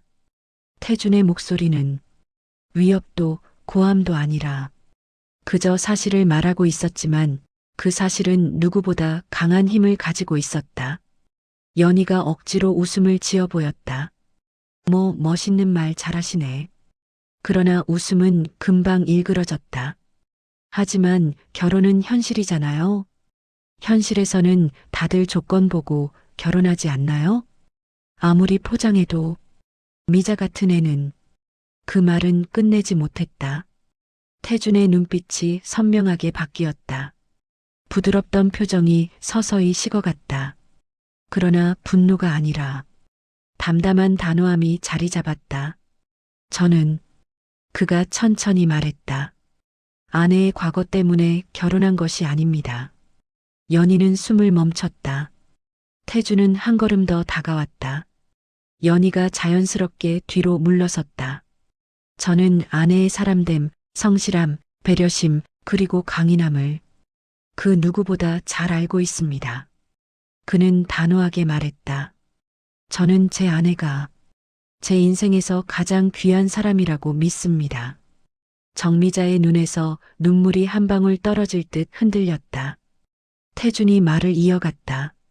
당신처럼 사람을 겉모습과 조건으로 판단하는 사람이라면 아내의 깊이를 절대 이해할 수 없겠죠. 연희는 입을 벌렸다가 애매하게 웃으며 삐걱거렸다. 제가 그런 뜻은 아니었. 그런 뜻 맞습니다. 태준이 말을 잘랐다. 부드럽지만 단호했다. 지금까지의 말들을 보면 저와 제 아내를 평가하려는 마음이 분명합니다. 연희는 얼굴이 점점 빨개지더니 결국 목소리를 높였다. 아니, 왜 내가 욕먹어야 돼? 나 사실 얘기한 것뿐이야. 솔직히 말해서 그때 미자가 가난했던 건 다 알았던 사실이잖아. 그 말이 터져나오자 방 전체의 온도가 차갑게 내려갔다. 여러 동창들이 동시에 말을 쏟아냈다. 연희야, 이제 좀 그만해. 너 왜 이렇게 말이 심해? 옛날 얘기 그만 끄집어내. 부끄러운 줄도 좀 알아. 지금 분위기 못 느껴? 연희는 버럭 소리쳤다. 왜 나만 뭐라 해? 나 혼자만 그렇게 생각했을 것 같아? 너희도 다 똑같았잖아. 나만 욕하지 마. 동창 하나가 참지 못하고 말했다. 그래, 우리도 어려서 몰랐을 수 있지. 근데 지금은 아니야. 지금은 그냥 내가 못된 거야. 연희의 얼굴이 하얗게 질렸다. 못된? 태준이 조용히 말했다. 부인을 공격하는 건 저를 공격하는 것입니다. 그리고 그는 시선을 낮추어 정미자에게 눈을 맞췄다. 이 사람은 당신들이 생각하는 것보다 훨씬 위대합니다. 그리고 마지막으로 연희를 향해 단단히 말했다. 부디 말을 조심하십시오. 그 말은 큰 소리도 아니었고 위협적인 톤도 아니었다. 그러나 그 한 문장은 연희의 무너짐을 확정짓는 결정타였다. 연희는 입술을 떨며 자리 위에서 손까지 떨어뜨렸다. 표정이 완전히 무너져 내렸다. 말문도 막혔다. 눈동자는 흔들렸고 거울처럼 깨진 자존심이 드러났다. 동창들 사이에서는 금이 간 듯 균열이 퍼졌다. 연희야, 그동안 잘난 척한 거 다 티났어. 이제 좀 내려와라. 예전이랑 달라. 사람 가치를 그렇게 평가하는 건 진짜 못된 거야. 연희는 아무 말도 하지 못하고 입술을 꽉 깨물며 눈을 깔았다. 그 순간 정미자가 아주 조용히 말했다. 그만해요. 연희도 그래도 같이 학교 다녔던 친구니까. 연희가 그 말을 듣고 고개를 들었다. 그러나 그 눈에는 미묘하게 복잡한 감정이 스쳐갔다. 부끄러움, 분노, 질투, 당혹, 패배감. 그 모든 것이 뒤섞인 표정. 그리고 그제야 연희는 완전히 깨달았다. 아, 오늘 이 자리의 중심은 더 이상 내가 아니구나. 그녀의 시대는 이제 끝이었다. 정적에 잠긴 동창회장은 마치 숨을 참고 있는 것 같았다. 누구도 먼저 움직이지 않았고 누구도 먼저 말을 꺼내지 않았다.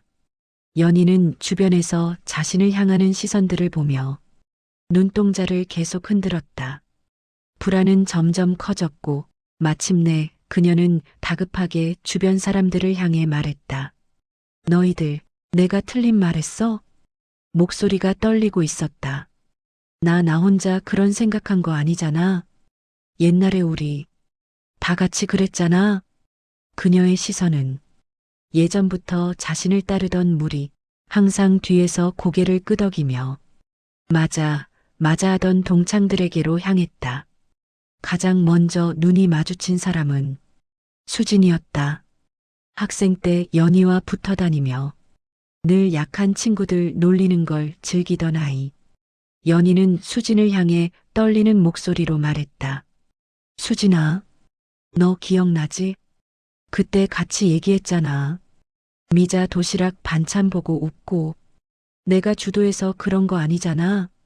우리 다 같이 그랬잖아.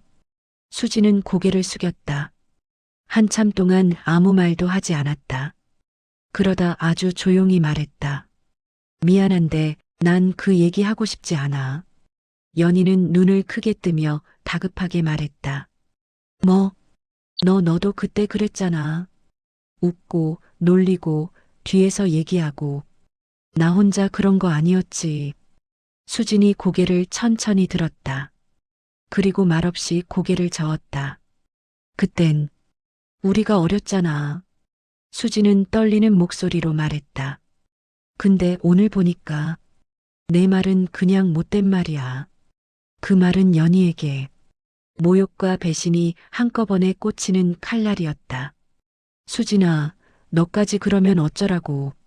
내가 나쁜 사람이라고? 그럼 너도. 그래. 수진이 말을 끊었다. 나도 그때 못됐었어. 근데 지금은 아니야. 그걸 계속 붙잡고 사는 건 너 하나야.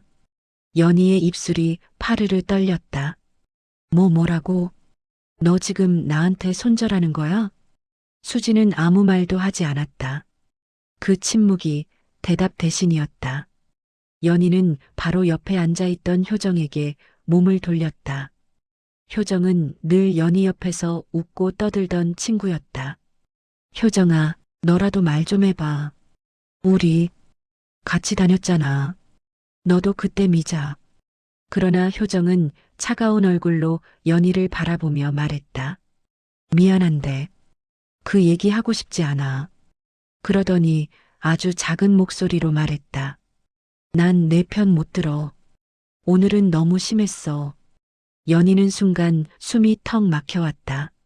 마치 공기가 목구멍에서 끊어진 것처럼. 그녀는 황급히 다른 친구들을 향해 손을 뻗었다. 야, 너희들. 진짜 이럴 거야? 나 혼자 나쁜 사람 만들려고 이래? 그렇게 오래된 일 가지고 지금 왜 나만. 그러나 그 순간 뒤쪽에서 누군가 냉정하게 말했다. 오래된 일이니까 더 조심했어야지. 정적이 무겁게 깔렸다. 연희는 그 말의 출처를 찾으려 고개를 돌렸다. 말한 사람은 늘 남들 말에 쉽게 휘둘리지 않던 현주였다. 과거에는 연희 말에 휘둘렸지만 나이가 들고 성격이 바뀐 사람들이 있었다. 현주는 차분하게 말했다. 미자는 32년 만에 나온 거야. 그 용기 하나만으로도 우리는 조금 더 따뜻하게 대했어야지. 그 말에 다른 동창들도 조용히 고개를 끄덕였다. 그래, 오늘은 기싸움하는 날이 아니야. 미자 놀리려고 온 자리도 아니고. 연희야, 너 너무 오래 그때 머물러 있는 것 같아. 연희는 충격에 얼굴이 화끈거렸다. 나만 욕먹는 거냐? 목소리가 거의 쏟아지는 울음 같았다. 우리 그때 다 같이 그랬잖아. 나 혼자 그런 거 아니잖아. 그러나 사람들은 이제 더 이상 연희 편을 드는 척조차 하지 않았다. 그때 수진이 다시 입을 열었다. 맞아. 우리도 그때 잘못했어. 근데 그녀는 정미자를 바라보며 말했다. 오늘 보니까 너는 변했는데 연희 너만 그때 그대로야. 그 말은 연희의 자존심을 완전히 산산조각 내는 말이었다. 연희는 손으로 입을 막고 숨을 가쁘게 몰아쉬었다. 너희들 진짜 너무한다. 그러나 그 누구도 그녀를 붙잡아주지 않았다. 그녀의 마지막 지푸라기는 그녀 스스로의 손에서 미끄러져 떨어지고 있었다. 연희는 떨리는 목소리로 말했다. 난 그냥 나 혼자 떨어질까봐 무서웠던 것뿐이야. 그 말은 처음으로 그녀가 진짜 속마음을 드러낸 순간이었다. 그러나 이미 늦었다. 사람들의 마음은 연희에서 떠나 정미자에게로 완전히 넘어간 뒤였다. 연희가 두 손으로 얼굴을 가린 채 조용히 흐느끼자 그 주변의 공기는 어색하고 급격히 차가워졌다. 아무도 다가가지 않았다. 누구도 그녀의 등을 두드리지 않았다. 과거라면 곁에 붙어 있던 친구들조차 지금은 시선을 피하거나 다른 사람으로 몸을 틀었다. 그 모습은 연희 자신도 믿기지 않는 광경이었을 것이다. 항상 중심에 서 있던 사람이 갑자기 아무도 모르게 흐릿한 곁자리로 밀려나는 순간 정미자는 그 광경을 가만히 바라보다가 천천히 앉아있던 의자에서 일어났다. 그녀는 한 발자국도 연희 쪽으로 가지 않았다. 그러나 등 돌리지도 않았다. 어떤 감정도 과하게 드러내지 않은 채 정면을 바라보고 서 있었다. 그 모습 자체가 32년의 시간을 온전히 버텨온 사람처럼 보였다. 그때 조용하던 테이블 한쪽에서 누군가가 입을 열었다. 미자야. 목소리는 조용했고 그러나 단단했다. 은희였다. 내가 이 자리에 나와줘서 고맙다.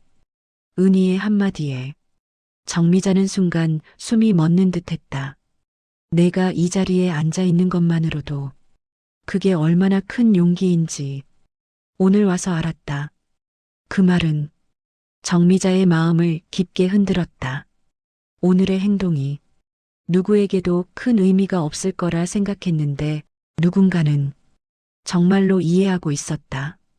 그때 곁에 있던 동창들이 하나둘 고개를 끄덕였다. 맞아. 미자야, 내가 얼마나 힘든 마음으로 왔는지 알겠더라. 32년 만에 나오기 쉽지 않았을 텐데. 내가 참 대단하다. 정미자는 얼떨떨한 표정으로 그들을 바라보았다. 그들의 눈빛에는 거짓이 없었다.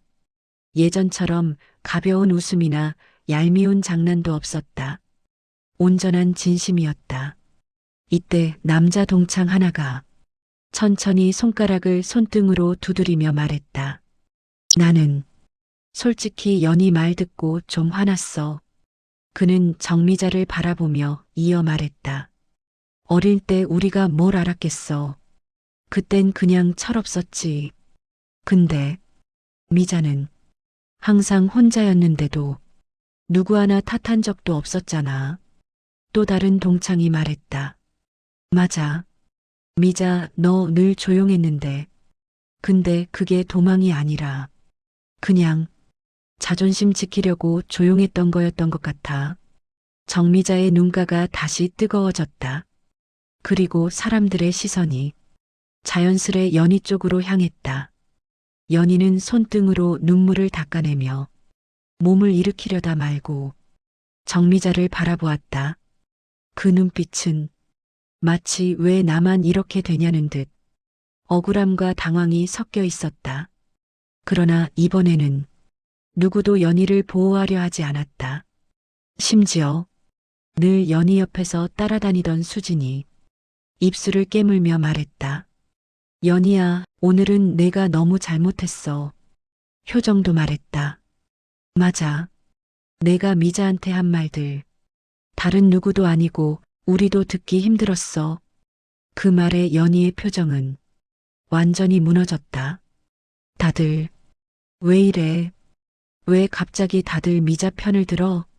그러자 가장 냉정한 목소리가 들렸다. 미자를 무시할 때는 너희가 제일 앞에 있었고 미자가 잘나 보이니까 너희가 제일 불안해하는 거야. 그 말은 마치 칼날처럼 날카로웠다. 연희는 입술을 떨며 대꾸했다. 아니, 난 그냥. 그러나 말은 끝나지 못했다. 그 순간 태준이 정미자 옆으로 아주 천천히 걸어왔다. 그의 표정은 화난 듯 보이지 않았다. 그러나 눈빛은 누구도 건드릴 수 없는 단단함으로 변해 있었다. 방 안의 모든 공기가 태준 쪽으로 끌려갔다. 그는 연희를 똑바로 바라봤다. 눈빛은 흔들리지 않았다. 누구나 실수할 수 있습니다. 그의 목소리는 낮고 깊었다. 어릴 때 서로에게 상처를 줄 수도 있고 그 상처를 오래 끌고 갈 수도 있지요. 연희는 숨을 삼켰다. 태주는 한 박자 쉬고 말을 이었다.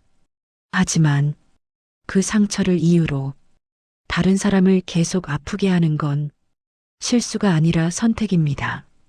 사람들은 숨을 멈추고 그 말을 들었다. 태주는 조금 더 다가갔다. 당신이 오늘 아내에게 한 말은 그냥 옛날 이야기나 장난이 아닙니다. 연희의 눈가가 흔들렸다.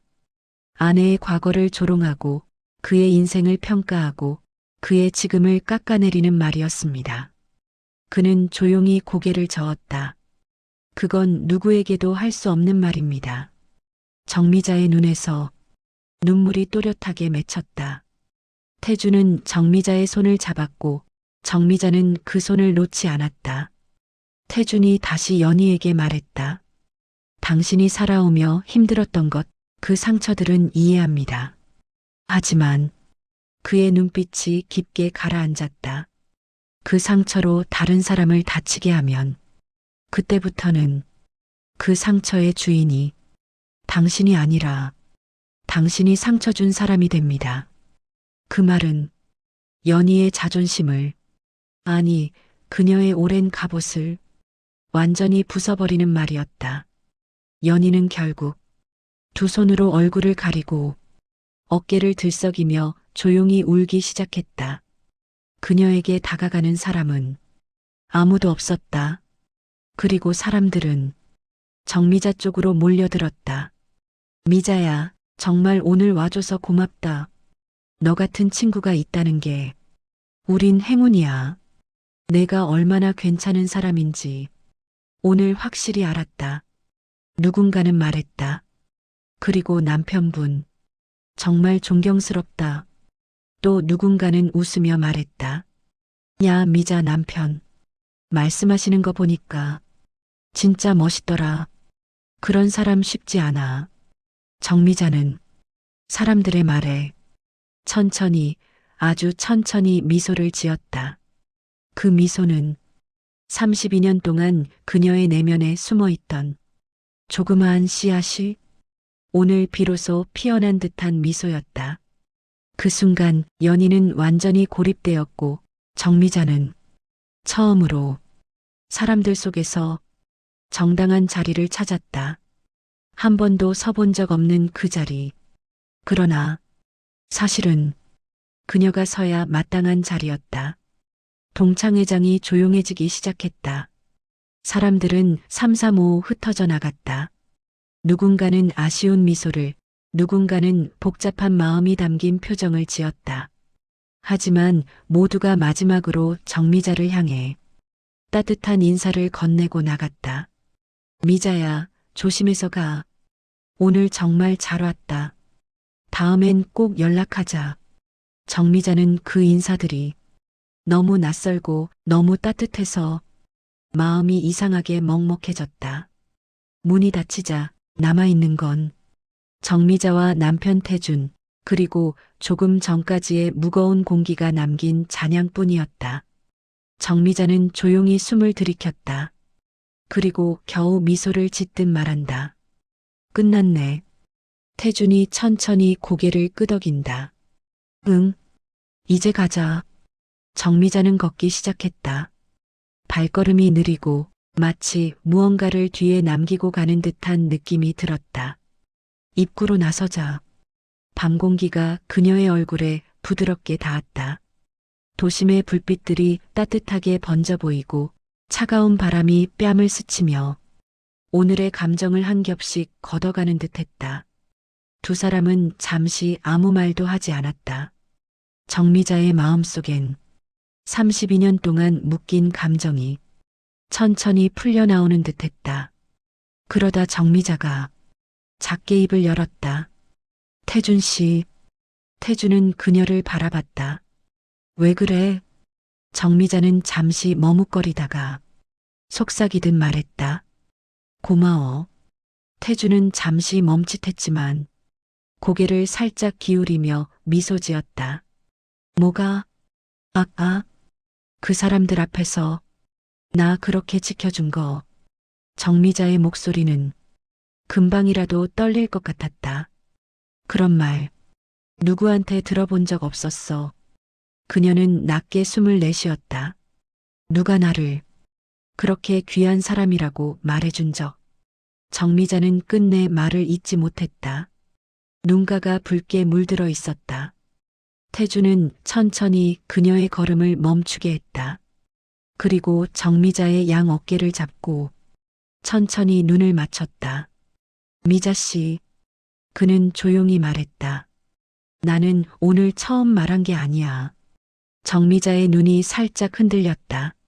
나는 당신을 만난 첫날부터 그렇게 생각했어. 정미자의 숨이 멎었다. 당신이 얼마나 따뜻한지, 얼마나 성실한지, 얼마나 강한지 누가 못 알아봤을 뿐이지. 당신은 원래 그런 사람이었어. 정미자의 입술이 떨렸고 끝내 눈물이 한 줄 떨어졌다. 나 오늘 너무 무서웠어. 그녀는 속내를 드러냈다. 32년 만에 나온 동창회에서 나 괜찮은 척하고 싶었거든. 근데 막상 가보니까 여전히 나는 그때 그 자리에서 멈춰 있는 것 같아서. 태주는 그녀의 손을 살며시 감쌌다. 멈춰 있었던 게 아니야. 그는 말한다. 그냥 너무 오래 혼자 버텼던 것 뿐이야. 정미자는 그 말에 스르륵 눈을 감았다. 그리고 이제는. 태주는 그녀의 이마에 가볍게 손을 올렸다. 더 이상 혼자 버틸 필요 없어. 정미자는 조용히 울기 시작했다. 소리 없는 눈물이 볼을 타고 흐르며 떨어졌다. 그녀는 조용히 중얼거렸다. 나 오늘 정말 한참 동안 혼자였던 것 같아. 태주는 고개를 저으며 그녀를 끌어안았다. 아니야. 미자 씨는 혼자인 적이 한 번도 없어. 적어도 내가 만난 뒤로는. 정미자는 그의 품에 안긴 채 조용히 흐느꼈다. 그 울음에는 슬픔과 안도, 그리고 오래 묵힌 감정이 흘러내렸다. 그 순간 정미자는 처음으로 자신이 이 사람과 함께 있다는 사실이 얼마나 큰 힘인지 깨닫기 시작했다. 밤 공기 속에서 두 사람은 조용히 걸었다. 도심의 불빛은 여전히 부드럽게 흔들리고 그 속에서 정미자의 마음도 조금씩 가벼워지고 있었다. 정미자와 태주는 조용한 도심 골목으로 발걸음을 옮겼다. 조명이 은은한 가로등 아래 두 사람의 그림자가 길게 늘어졌다. 정미자가 입을 열었다. 근데 말이야, 태준 씨. 응? 오늘 연희 말 듣는데 솔직히 많이 흔들렸어. 그녀는 조심스레 고백했다. 나 정말 그런 사람이었나 싶어서 태주는 걸음을 멈추지 않은 채 옆 얼굴로 그녀를 바라보았다. 무슨 말? 가난했던 거, 힘들게 살았던 거, 내가 부끄러워했던 적 많았거든. 정미자는 시선을 아래로 내렸다. 오늘도 사실 혹시라도 나만 초라해 보일까봐 불안했어. 그녀의 고백은 겉으로는 조용했지만 속은 너무 아팠다. 태주는 잠시 아무 말도 하지 않았다. 대신 그녀의 손을 조금 더 세게 잡았다. 그러다 갑자기 걸음을 멈췄다. 정미자도 멈춰섰다.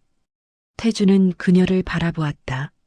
미자 씨, 그는 아주 진지한 목소리로 말했다. 가난했던 건 당신 잘못이 아니야. 정미자는 눈을 크게 떴다. 그건 당신이 선택한 것도 아니고 당신이 만든 것도 아니야. 정미자의 마음이 크게 흔들렸다. 태준의 목소리는 낮고 그러나 확신에 차 있었다. 하지만 힘든 환경 속에서도 당신처럼 따뜻함 잃지 않고 성실하게 버틴 사람은 많지 않아. 그는 앞으로 한 걸음 다가섰다. 그건 어떤 부자도 가질 수 없는 진짜 가치야. 정미자의 눈에 또다시 눈물이 고이기 시작했다. 그녀는 목소리를 떨며 말했다. 그런 말 처음 들어봐. 태주는 부드럽게 웃었다. 그러니까 내가 해주는 거야. 정미자는 웃음 반 눈물 반으로 그를 바라보았다. 그러다 가만히 말했다. 나 오늘 정말 무서웠어. 다시 그때로 돌아간 것 같아서. 태주는 고개를 저었다. 아니야. 그는 단호하게 말했다. 당신은 돌아간 게 아니야. 정미자는 눈을 깜빡였다. 오히려 그때 멈춰있던 마음이 오늘에서야 비로소 앞으로 나가기 시작한 거야. 그 말은 정미자의 마음을 단번에 울려버렸다. 정미자가 작게 말했다. 정말 그렇게 생각해? 태주는 미소 지었다. 당연하지. 그리고 한마디를 덧붙였다. 오늘 당신은 그 누구보다 강했어. 정미자는 조용히 눈을 감았다. 그리고 아주 작은 그러나 깊은 미소가 입가에 번졌다. 그 순간 그녀는 깨달았다. 오늘의 아픔, 연희의 말, 무릎까지 내려오는 불안감, 모두 지나가 버린 과거였다는 걸. 그리고 지금 옆에 있는 이 사람은 그 과거를 보지 않고 지금의 자신을 보고 있다는 것을. 정미자는 남편의 손을 꼭 잡았다. 고마워. 정말 고마워. 태주는 그녀의 손등을 부드럽게 쓰다듬으며 말했다. 앞으로도 힘든 일 있으면 나한테 먼저 얘기해. 정미자는 고개를 들었다. 왜? 태주는 부드럽게 웃었다. 당신 혼자 울게 하고 싶지 않으니까. 그 말에 정미자의 눈물이 한 번 더 차올랐다. 그러나 이번 눈물은 슬픔이 아니라 안도와 감사의 눈물이었다. 두 사람은 다시 걸음을 옮겼다. 가로등 아래 그림자는 서로에게 더 가까이 붙어 있었고 정미자의 마음은 32년 동안 느껴보지 못한 따뜻함으로 채워지고 있었다. 밤 공기는 차가웠지만 두 사람의 걸음은 더없이 따뜻했다. 집에 도착하자마자 정미자는 신발을 벗고 현관에 잠시 서 있었다. 바깥 공기와 실내의 따뜻한 온도가 섞이면서 하루가 쏟아져 내리는 듯한 느낌이 들었다. 태주는 조용히 그녀 쪽을 보았다. 괜찮아? 정미자는 대답하지 못했다. 대답할 말이 너무 많았고 그러면서도 아무 말도 하고 싶지 않았다. 그녀는 천천히 거실로 들어와 소파 끝에 앉았다. 몸은 가벼운 듯 무겁고 마음은 풀린 듯한데 또 쓸쓸했다. 조명을 켜지 않은 어두운 거실에 도시의 빛이 은은하게 들어왔다.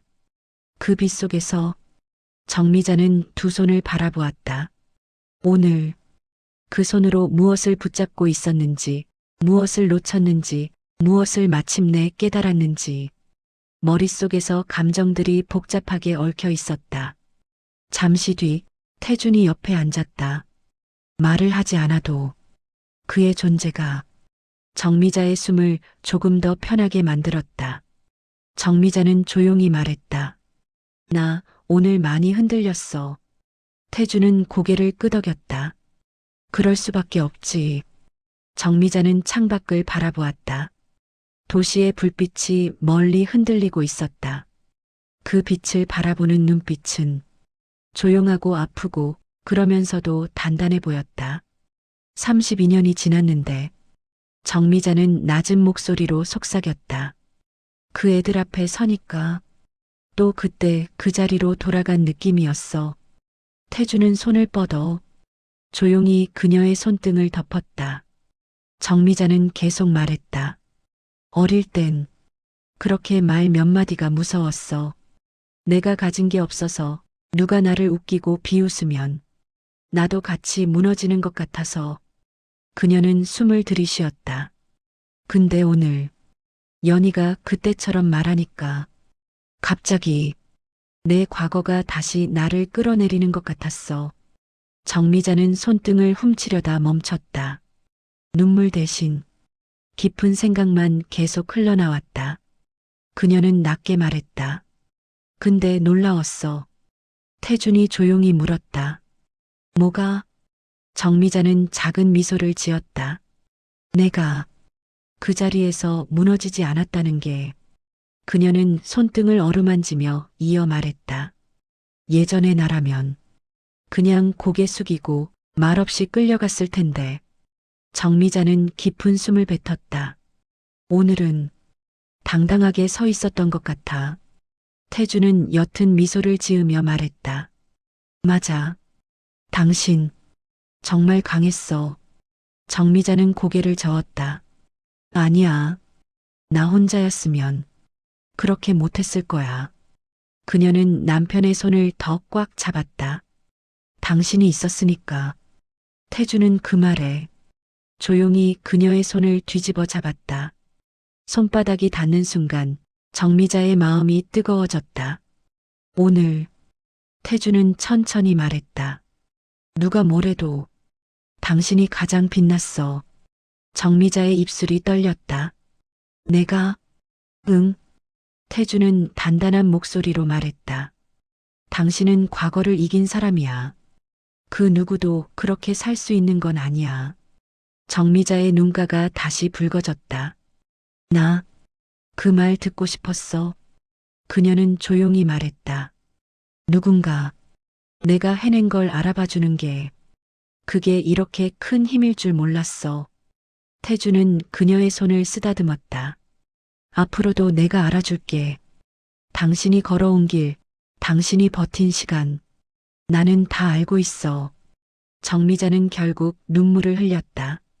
하지만 그 눈물은 참았던 서러움의 눈물이 아니라 감사와 안도, 그리고 마침내 자신을 인정할 수 있게 된 깨끗한 눈물이었다.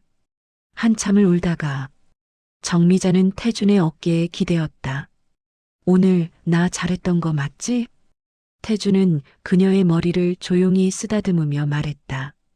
정말 잘했어. 누구보다 당당했어. 정미자는 웃음을 지었다. 그 웃음은 하루 동안 무너졌던 마음이 비로소 제자리로 돌아오는 웃음이었다. 잠시 뒤 정미자는 조금 머뭇거리며 말했다. 연희는 어떻게 될까?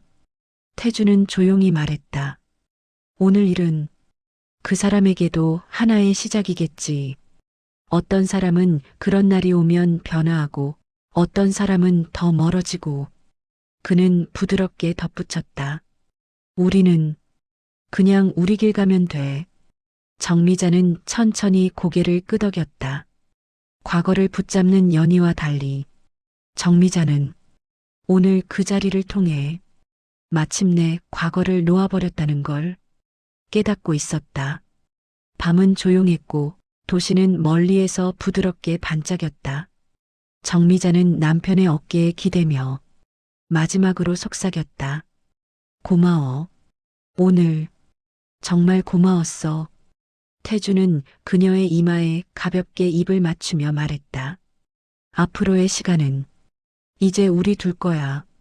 과거는 오늘로 끝난 거고. 정미자는 눈을 감았다. 그리고 마음속에서 무언가가 끝나고 또 다른 무언가가 시작되는 걸 조용히 느꼈다. 그녀는 깨달았다.